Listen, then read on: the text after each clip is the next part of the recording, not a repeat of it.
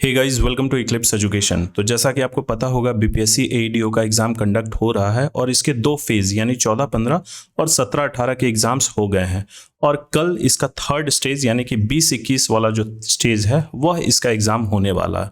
तो आइए उससे पहले थोड़ा सा हम लोग देख लेते हैं कि इसमें जो करंट अफेयर्स पूछे जा रहे हैं वह बेसिकली कहाँ से पूछा जा रहा है, किस ईयर से और कैसे इसके क्वेश्चंस हैं। अभी तक आप लोगों ने क्वेश्चंस तो देख रखा है, लेकिन ये बेसिकली कहाँ से पूछा जा रहा है क्वेश्चंस, उसको हम लोग देखते हैं। तो चलिए वीडियो को स्टार्ट करते हैं। मेरा नाम है अभिषेक, इक्लिप्स एजुकेशन में आपका स्वागत है। तो ये जीएस का पेपर है जो 17 अप्रैल 2026 को हुआ था। आइए अब हम लोग इसमें देखते हैं करंट अफेयर्स के कैसे क्वेश्चंस थे और कहाँ से पूछे गए थे, उसको मैं आप लोगों को दिखाऊंगा। तो इसमें करंट अफेयर्स के क्वेश्चन नंबर 60 से स्टार्ट हुए हैं। चलिए हम लोग एक नज़र उस पर डालते हैं। तो चलिए यहाँ से हमारा करंट अफेयर का सेक्शन शुरू होता है और यहाँ देख सकते हैं इकोनॉमिक सर्वे 2024-25 तक क्वेश्चन पूछा गया है। तो हम लोग बजट और इकोनॉमिक सर्वे पे वीडियो के एंड में हम लोग बात करेंगे। अभी बाकी क्वेश्चंस हम लोग देख लेते हैं कि बेसिकली वो कहाँ से पूछे गए हैं। दूसरा क्वेश्चन भी ये इकोनॉमिक से ही रिलेटेड है, वो सारा कंसेप्ट एक बार में मैं क्लियर कर दूंगा। अब तीसरा क्वेश्चन हम लोग देखते हैं, ग्लोबल इनोवेशन इंडेक्स 2025 में इंडिया की रैंक क्या थी। तो हमें पता है कि ये इंडेक्स से सवाल है, बहुत सारे आपको ऐसे करंट अफेयर्स मिल जाएंगे जिसमें सिर्फ इंडेक्स और रैंकिंग दिया हुआ रहता है, लेकिन अब हमें किस मंथ का डेटा पढ़ना है, किस मंथ से क्वेश्चंस बेसिकली पूछे जा रहे हैं, वो यहां समझने वाली बात है। तो ग्लोबल इनोवेशन इंडेक्स जो है वह जारी किया गया था, जैसा कि प्रतियोगिता दर्पण के करंट अफेयर्स में दिया गया है कि यह नवंबर 2025 के प्रतियोगिता दर्पण से सवाल लिया गया है। आप यहां देख सकते हैं नवंबर 2025 का करंट अफेयर्स का सीरीज मैं चला रहा हूं प्रतियोगिता दर्पण का हमारे चैनल पे। तो उसमें आप देखिए ये सवाल डायरेक्ट दिया गया है कि ग्लोबल इनोवेशन इंडेक्स में, जो कि वर्ल्ड इंटेलेक्चुअल प्रॉपर्टी ऑर्गेनाइजेशन द्वारा जारी किया जाता है, उसमें इंडिया की रैंक क्या है। तो इंडिया की रैंक 38 है और ये 2020 में हो सकता है ऐसे भी पूछे, 2020 के बाद यह रैंक में उछाल आई है। स्विट्जरलैंड पहले स्थान पे रही है, लगातार बहुत समय से ये पहले स्थान पे ही रही है। और अगर टॉप 5 कंट्रीज की हम लोग बात करें तो स्वीडन, यूएसए, साउथ कोरिया और सिंगापुर। इससे रिलेटेड जो भी क्वेश्चंस रहते हैं मैं फैक्ट्स जरूर बताता हूं कि देखिए स्टेटमेंट वाइज क्वेश्चन, आगे हम लोग क्वेश्चन में देखते हैं कि कैसे स्टेटमेंट वाइज क्वेश्चन पूछे जा रहे हैं। अब यहाँ देखिए दूसरा जो क्वेश्चन है 63 वाला, विच of the following is true. तो यहाँ विकसित भारत 2027 के बारे में पूछा जा रहा है। अब ये विकसित भारत वाला जो सवाल है वह बेसिकली कहाँ से आया है, तो ये अक्टूबर के प्रतियोगिता दर्पण सीरीज से है। यहाँ आप देख सकते हैं, यहाँ मैंने 2 क्वेश्चंस रखे हैं, क्योंकि अगर मैं पूरा कंसेप्ट पढ़ाता तो आप लोग देखते नहीं। लोगों की डिमांड थी कि सर एमसीक्यू आप प्रतियोगिता दर्पण का कंडक्ट कराइए। अगर मेरे पास इसकी सॉफ्ट कॉपी रहती पीडीएफ तो मैं पूरा आपको ओपन करके दिखाता, लेकिन ये हार्ड कॉपी से मैं बनाता हूँ। देखिए क्वेश्चन नंबर 2 भी वही है आपका, विकसित भारत, जो कि 2027 का एक इंडिया का इसकी ये था लक्ष्य है। वो स्वतंत्रता दिवस के अवसर पर हमारे देश में ये संकल्प लिया गया था, एक मिशन रखा गया था। तो उस भाषण के दौरान जो प्रधानमंत्री नरेंद्र मोदी जी ने लाल किले से अपने संबोधन में ये 2047 तक भारत को एक विकसित राष्ट्र बनाने का रोड मैप प्रस्तुत किया। उसमें बहुत सारी चीज़ों को दर्शाया गया। तो हमारे क्वेश्चन में भी ऐसा ही पूछा जा रहा है कि विकसित भारत 2027 क्या है, एक सेल्फ रिलायंस, एम्प्लॉयमेंट जनरेशन और फूड सिक्योरिटी के बारे में। ये पहला स्टेटमेंट है। दूसरा स्टेटमेंट क्या बोल रहा है कि नेशनल क्रिटिकल मिनरल्स मिशन, ये भी जारी किया गया था उसी में। India is exploring 1200 sites to ensure access to minerals essential for energy, industry and defence. ये देखिए एक क्वेश्चन में बेसिकली 2 स्टेटमेंट को मिलाया जा रहा है, एक विकसित भारत से है और दूसरा क्रिटिकल मिनरल मिशन से। ये प्रतियोगिता दर्पण एडिशन में पूरा दिया गया है। इसमें क्वेश्चन नंबर 65 ये पूछा जा रहा है, which of the following statements are true regarding budget, Bihar का बजट 2025-26 से।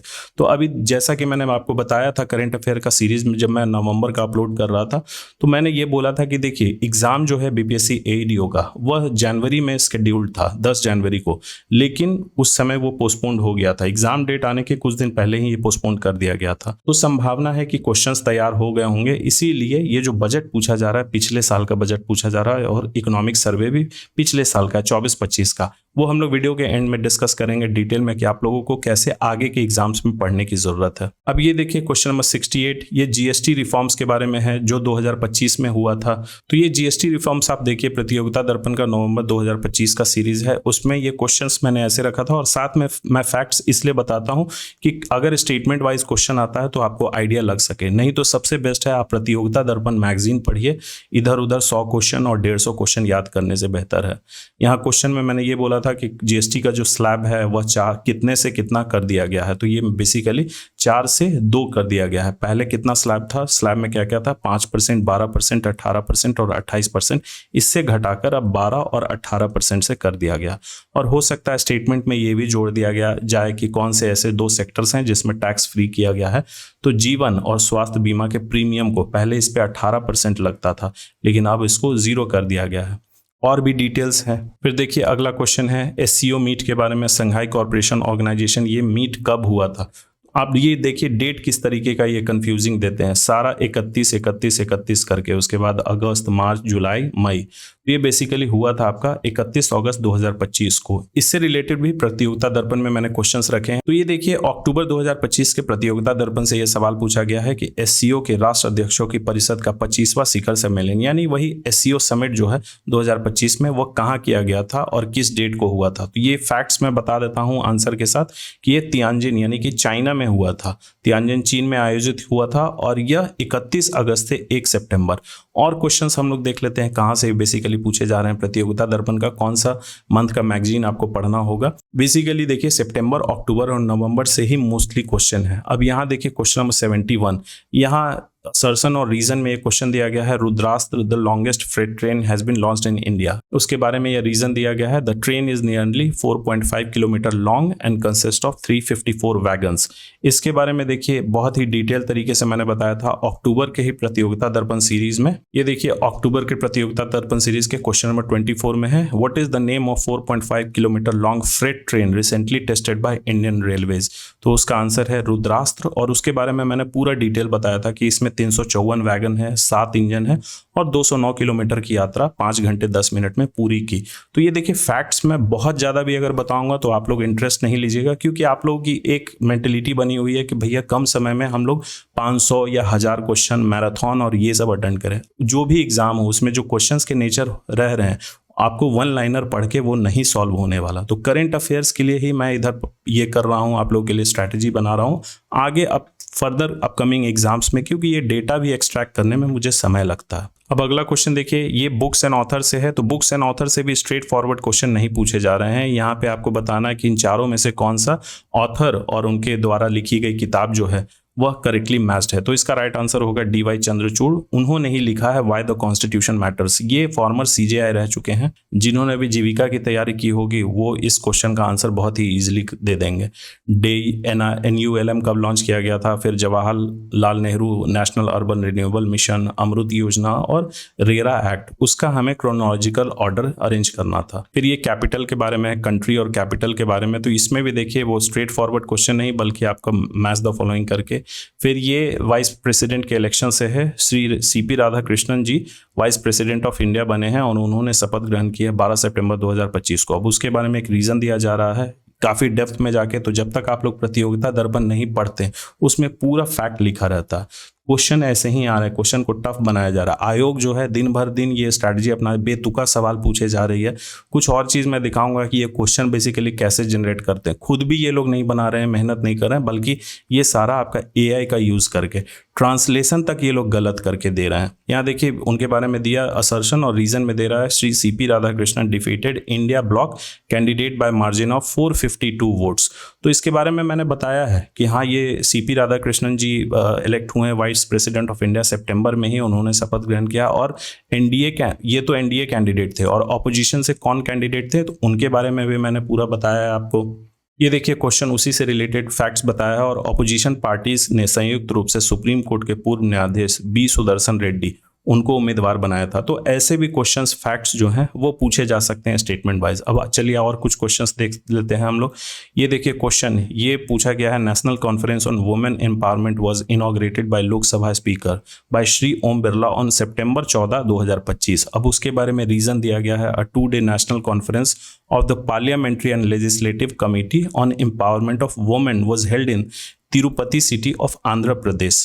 क्वेश्चन नंबर 12, प्रतियोगिता दर्पण नवंबर 2025। केंद्र और राज्यों की महिला विधायकों का पहला राष्ट्रीय सम्मेलन कहाँ आयोजित किया गया था? इसका राइट आंसर है B तिरुपति। और उसके बारे में मैंने फैक्ट बताया, इसका उद्घाटन लोकसभा अध्यक्ष ओम बिरला ने किया है, जिसका विषय विकसित भारत के लिए महिला नेतृत्व वाला विकास था।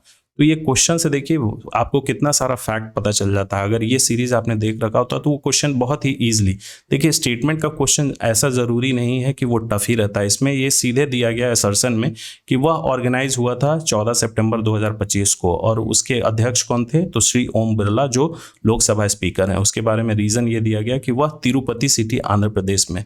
तो यहाँ इसका आंसर ए होगा। Both A and R R correct and R is the correct explanation of A. चलिए अगला क्वेश्चन देखते हैं। The correct statement about geothermal energy policy 2025। तो ये जियोथर्मल एनर्जी पॉलिसी 2025 के बारे में कुछ स्टेटमेंट दिया गया है, उसके बारे में हमें बताना कौन सा स्टेटमेंट सही है।